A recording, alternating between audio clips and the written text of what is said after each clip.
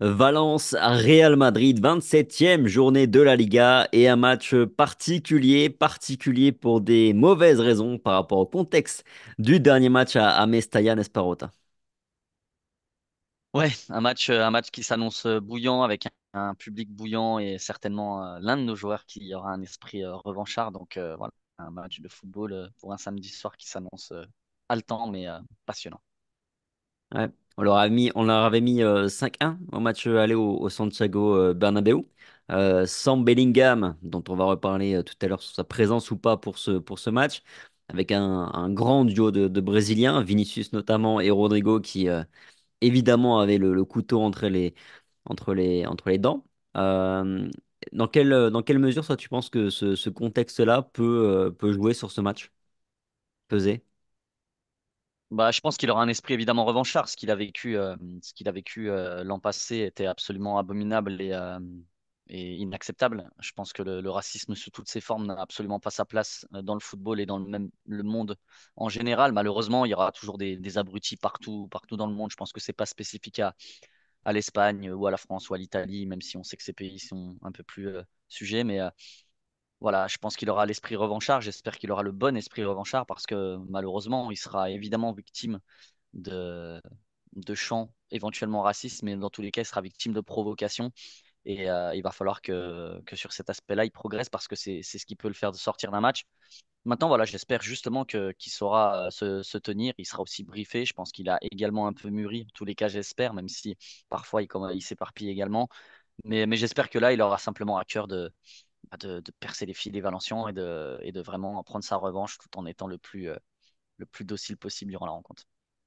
En conférence de presse, là, juste tout à l'heure, de Carlo Ancelotti, il y a un journaliste qui lui a demandé si, je ne vais pas dire son nom, qui lui a demandé si à Ancelotti, s'il avait envisagé de ne pas convoquer Vinicius pour ce match par rapport au contexte de l'année dernière. Évidemment, Vinicius sera de la partie. Ça reste un match de football, ça doit rester un match de football et en plus, c'est un beau match de football pour le championnat espagnol. Bon, mettons de côté cette histoire. Parlons de Valence. C'est 9e de Liga aujourd'hui, mais avec un match de retard de surcroît qu'ils joueront contre Granada, donc un match quand même abordable sur le papier pour eux. Ça peut se battre pour la 6e place européenne, hein, mine de rien. Ça peut se battre. Après, c'est une équipe qui est assez régulière, qui alterne le bon et le moins bon. C'est une équipe jeune également, qui se reconstruit, hein. Ça fait 3 ans que c'est un peu galère, hein, pour Valence. Mais il y a du mieux cette saison. Il y a un petit peu plus de stabilité. Ça va un peu mieux devant le but. C'est ce qui leur causait défaut ces derniers temps. Donc, c'est une équipe un peu imprévisible, j'ai envie de dire. Et ça va être là l'aspect un peu abstrait de cette rencontre. On ne sait pas à quelle Valence on va avoir à faire. Ce qui est sûr, c'est que c'est une équipe qui se bat en tous les cas et c'est une équipe qui a envie de retrouver l'Europe. Valence, ça reste une grande ville, ça reste un grand club qui a une histoire et qui forcément va essayer de profiter de la méforme de ses concurrents directs. Je pense notamment à la Real Sociedad. Donc, eux n'ont pas d'autres compétitions à jouer et c'est vrai que c'est aussi une force, même si ça peut s'arrêter très vite pour la Real Sociedad, d'ailleurs dès mardi. Mais voilà, ils ont des points à aller chercher. Tu l'as dit, ils ont un match de retard à domicile face à nous. Je crois qu'ils perdent 3 fois depuis 2013, donc c'est pas énorme non plus. Donc attention, c'est une équipe qui va être dangereuse. On a aussi, on vient de le dire, même si on l'a déjà passé et déjà évoqué, il y aura aussi cette ambiance qui va être très chaude, je pense, à Valence.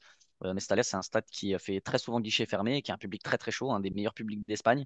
Pas pour le côté raciste, mais en tous les cas pour la ferveur.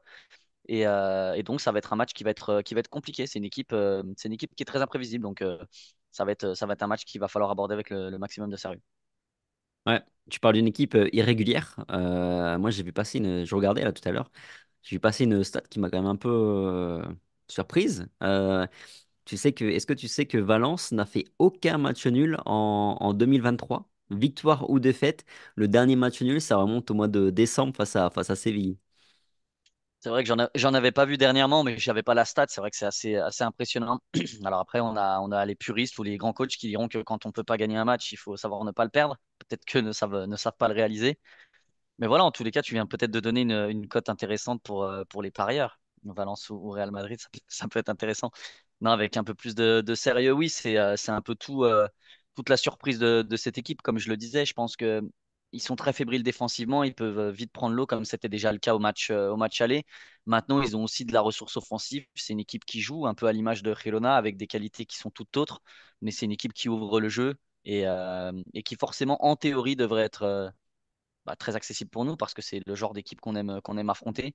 Maintenant, voilà, on sait encore une fois pas sur quelle Valence on va tomber. C'est une équipe qui est quand même de plus en plus réaliste et malgré son irrégularité, ça reste une formation dangereuse. Mm. C'est moins surprenant, mais c'est une bonne équipe à domicile. Ils sont septième en Liga sur ce point-là. 29 buts marqués, 29 buts encaissés en tout en Liga. Tout est un peu finalement moyen dans la moyenne pour eux cette saison, mais c'est vrai que tu l'as déjà dit, tu l'as un peu dit. Ma foi, ça reste pour eux plutôt une bonne chose parce qu'on se souvient quand même d'où ils étaient d'où ils viennent par rapport à l'année dernière. Je rappelle que l'année dernière, ils se sauvent de très peu de la relégation. Ouais, c'était 2 années compliquées, surtout l'an passé. Je pense qu'ils sont passés pas de loin de la catastrophe et heureusement, j'ai envie de dire. Ça n'a pas été le cas parce que ça reste un club historique qui a une histoire très très grande, très importante et qui mérite de continuer en première division. Maintenant, voilà, les objectifs sont plus les mêmes cette saison. Ils ont repris du poil de la bête, comme tu l'as dit. Mais ça reste une équipe qui est neuvième au classement, qui est dans le ventre mou, qui a sa place finalement, capable de tout, comme on l'a dit, qui n'a pas forcément de joueurs ultra majeurs, mais qui n'a pas non plus d'immenses failles dans son collectif. Donc voilà, c'est une équipe qui a sa place. Almeida comme seule absence a priori. Hugo Duro sera forcément le bonhomme à suivre pour toi. 10 buts pour lui en Liga cette saison, hein. Ouais, Hugo Duro, après, bon, voilà, c'est pas. C'est un joueur qui tire les pénaltys. Il faut aussi le souligner. Et je crois qu'il en a pas mal sur les 10 buts, hein. Je crois que c'est 50% ou 60% de Ah ouais? ses buts Ouais. en championnat. Euh, c'est un joueur qui a joué au Castilla et qui peinait à briller au Castilla. Il faut quand même le rappeler. Et c'est pas émettre des critiques que de dire ça. Mais voilà, c'est pas non plus un joueur que le Real, en théorie, doit redouter. Ça va être une arme parce que c'est un très bon joueur de la tête.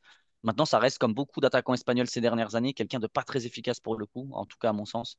Il lui en faut quand même pas mal pour inscrire un but. Maintenant que je l'ai dit, peut-être que ça va changer. On connaît mon côté chat noir, mais j'espère pas. Mais voilà, c'est pas forcément le joueur le plus à surveiller pour moi. Je pense qu'ils ont des ailiers comme Caños et Pérez qui sont eux un peu plus à surveiller parce qu'ils ont beaucoup d'entrain et beaucoup de vitesse et de puissance. Mais Hugo Duro, non, c'est pas, pour moi, c'est pas l'arme principale de Valence. Ok, passons sur notre partie réelle. On sort d'une semaine sans match, encore une fois, en tout cas une semaine pour se préparer. Et on sort surtout d'une victoire très importante contre Séville. Chaque victoire, on le sait là, maintenant nous rapproche du titre de toute façon. Et j'ai l'impression que celui-ci, ce match-là face à Valence, si on venait à le gagner, cumulé à la victoire de la semaine dernière face à Séville, ça commencerait quand même, je trouve, à sentir vraiment bon parce que là, on est quand même sur deux matchs qui étaient très pièges. Ouais, et puis après, il y a la reprise de la Ligue des Champions, il y a la trêve internationale, il y aura, tout le monde va en souffrir, pas que le Real Madrid, on pense souvent à ça et on se dit, bah voilà, on a beaucoup d'internationaux, on peut en souffrir. Tous les clubs en souffriront, donc les clubs perdront aussi des points. Il n'y aura pas que le Real qui est susceptible d'en perdre, parce que quand on parle de notre avance, on dit oui, mais on gagnera peut-être pas tous les matchs, ils peuvent nous rattraper. Ouais, certes, mais le Barça va en lâcher des points, Girona aussi.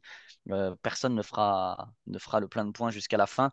Donc évidemment, maintenir ce nombre de points d'avance début mars, mi-mars même, bah, ça commencera quand même à sentir plutôt bon, effectivement. Ouais. Et en parlant de calendrier, je note que le Barça va à Bilbao hein, ce week-end, dimanche. Bilbao qui vient d'en coller 3 à l'Atlético et qui est en pleine bourre. Girona, eux, ils reçoivent Mallorca, Majorque qui semble plus simple sur le papier, mais qui vient aussi de se qualifier pour la finale de Coupe du Roi. Il peut y avoir quand même du grabuge hein, ce week-end. Ouais, et puis là, je suis en train de regarder, mais Bilbao, je crois que leur seule défaite à domicile, si je dis pas de bêtises, c'est nous. Le reste, c'est du carton plein. Ouais, c'est exactement ça. C'est nous. Ensuite, il y a un nul contre Getafe, un nul contre Valence, justement. Le reste, c'est que des victoires et bien souvent par 2 buts d'écart minimum. Donc là, par exemple, à domicile, ils sont sur 13 victoires consécutives. Donc le Barça est loin d'avoir gagné là-bas. Après, ils ont joué aussi le jeudi. Je pense que ça compte aussi dans les jambes. Le Barça est quand même mieux dans le jeu, je pense qu'il faut le dire également. Ça fait 3 matchs que ça joue quand même mieux. Donc ça va être un duel âpre et qui va être intéressant. Mais voilà, en tout cas, le Barça est pas tant favori que ça à Bilbao. Et donc, oui, si on venait à l'emporter à Valence, je pense que ça pourrait être vraiment la très très bonne opération du week-end. Bon, et on a des bonnes nouvelles en ce vendredi matin, midi, après-midi, comme vous voulez. Camavinga et Carvajal seront de retour, je rappelle, après avoir purgé leur match de suspension le week-end dernier. Et on a Bellingham qui était de retour à l'entraînement aujourd'hui et Rossellou qui était également de retour à l'entraînement ce matin. Petite surprise en revanche pour l'Espagnol. Le Britannique, on l'attendait plus tôt. De surcroît, j'ajoute que Carlo Ancelotti a bien indiqué en conférence de presse que Jude Bellingham était prêt et à 100% pour jouer. On n'a donc plus que nos ligaments croisés, entre guillemets, qui sont encore sur la touche. Mais sinon, l'effectif est là, en place. Enfin, enfin, parce que c'est pas souvent cette année, j'ai l'impression Non. qu'on a 100% de nos joueurs. Bon, de toute façon, avec les croisés, ça arrivera pas de sitôt, mais les retours de Camavinga et Carvajal vont faire énormément de bien. Parce que ce sont deux joueurs très importants et qui vont permettre également à certains autres de souffler, notamment je pense au milieu de terrain, je pense que Kamavinga sera aligné. Je vois bien d'ailleurs, on en parlera peut-être après, mais un repos éventuel de Fede Valverde, je trouve qu'enchaîne beaucoup et qui semble s'essouffler un petit peu. Donc c'est important d'avoir tous ces joueurs à nos côtés. Et puis surtout, ça permet à Carlo Ancelotti d'imaginer différentes compos. Et ça, c'est très très bon, surtout à la veille du match face à Leipzig. Mm. Tu parles des ligaments croisés, c'est pareil, hein. Carlo Ancelotti a lâché une date, enfin. Alors Ouais. il a parlé qu'il fallait profiter des trêves. Il a parlé de la trêve internationale qu'il y a eu là en fin mars. Il a parlé aussi de la petite trêve, la semaine de repos que tu vas avoir par rapport à la finale de Coupe du Roi en avril. Et il a dit que normalement, après le 14 avril, pardon, Courtois et Militao devraient être prêts à jouer. Ça aussi, c'est quand même une très bonne nouvelle. Ouais, ça parlait même d'un retour à l'entraînement collectif de Militao fin mars. Ça parlait potentiellement d'un premier entraînement fin mars. Donc là, lui, il confirme 2 semaines après, donc c'est que ça se précise réellement. Et ce sont de bonnes nouvelles. Déjà, ça veut dire que les récupérations se passent bien. Et ça, c'est aussi un bon signal. On n'a pas trop de doutes à ce niveau-là. En règle générale, toutes les précautions sont prises par les médecins et ça se déroule en général très bien. Maintenant, comme on l'avait déjà dit, il va falloir être patient, voir comment le genou réagit, voir comment il réagit au contact, surtout à l'intensité des entraînements, au choc. Donc, je pense que le Real va être très précautionneux encore une fois et à juste titre parce qu'il faut faire attention. C'est des blessures qui sont graves et il faut être très très patient là-dessus. Donc, est-ce qu'on les reverra dans un match officiel avant la fin de saison? Comme je l'ai dit, j'imagine que oui, personnellement, mais j'espère que le Real saura être patient et s'il y a le moindre risque, ne pas le prendre justement. Hmm. Moi, je pense que oui, hein, parce que de toute façon, s'il parle d'un retour prêt à jouer après le 14 avril, ça veut dire que là, il faut s'attendre à ce que d'ici 2 semaines, je pense, 3 semaines maximum, les deux soient de retour à l'entraînement hein, en faisant des séances complètes et normales, entre guillemets. Parce qu'évidemment, comme on l'a déjà dit, il va falloir 2, 3 semaines au moins pleines d'entraînement pour voir un peu tout ce que tu disais, la réaction au contact, l'enchaînement aussi des entraînements, des séances qui vont être un peu plus dures, voir un peu comment leur corps répond. Puis c'est une Revenons. nouvelle prépa, c'est une nouvelle prépa physique également pour eux, hein. Quand tu restes tant de temps sans faire de vraies séances, il te faut bien ces 2, 3 semaines dont tu parles pour être capable physiquement de jouer, de débuter ou de rentrer dans un match. Complètement. Et pour finir sur ce match face à Valence, à quel 11 tu t'attends? Fede Valverde sur le banc, donc? Ouais, je mettrais donc Camavinga en lieu et place de Fede Valverde. Euh, je pense qu'on peut imaginer quand même Bellingham titulaire parce que je pense que c'est quelqu'un qui a envie de jouer. Et puis quand ton coach te dit qu'il est à 100%, Pas de eh ben raison. c'est qui devrait jouer. Après, attention, Carlo Ancelotti a dit que Arda Güler était prêt à être titulaire avant Séville. Il n'est pas rentré alors qu'il devait le faire. Donc, je me méfie quand même toujours un petit peu de ce qu'il dit en conférence. Mais quand il parle d'un joueur majeur qui est un titulaire indiscutable, en règle générale, ça ne trompe pas. Et je le vois bien débuter le match également. Je Retour de pense- Carvajal, défense classique. Pour le reste, je pense qu'il n'y aura pas de changement. Je pensais que tu avais balancé la titularisation d'Arda Güler pour Non. ce match. Non, tu faisais référence, oui, à la semaine dernière, Ouais, à ouais. ces déclarations, ouais. Ouais, puis défensivement, bon, il y aura du. Je pense qu'on va retrouver enfin une défense titulaire. Carvajal, Nacho Rudiger et Ferland Mendy sur le côté gauche. Au milieu de terrain, tu vois donc du Tchouaméni avec Camavinga plus Toni Kroos. Ouais, je le vois bien comme ça. Hmm.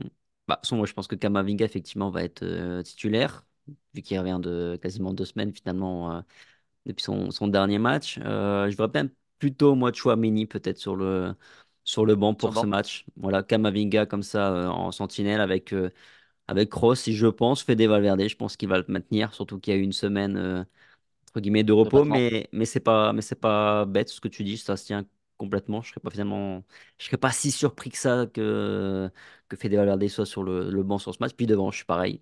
Bellingham, je pense qu'à partir du moment où Carlo Ancelotti déclare ça, je pense que Bellingham sera titulaire. Il n'y a pas de raison, parce que s'il n'y a pas de risque de rechute, il n'y a pas de raison de le ménager, surtout qu'il n'a pas joué depuis 2 semaines, donc il va être frais. Et puis bah, les deux Brésiliens devant, hein.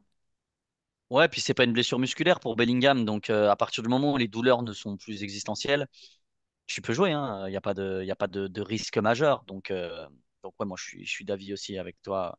Je pense que Bellingham titulaire, c'est presque logique. Ouais. Bon, bah, dites-nous, vous aussi, dans les commentaires, ce que vous pensez par rapport au 11 de Carlo Ancelotti demain. Sur ce, je pense qu'on a fait le tour de notre côté pour la preview. Merci, Rota. Merci à tous pour Merci votre fidélité. On se retrouve bah, évidemment demain soir en direct pour le petit débrief habituel. Sur ce, passez un bon week-end. Prenez soin de vous et puis on se dit à très vite sur Alphonse. Allez, ciao.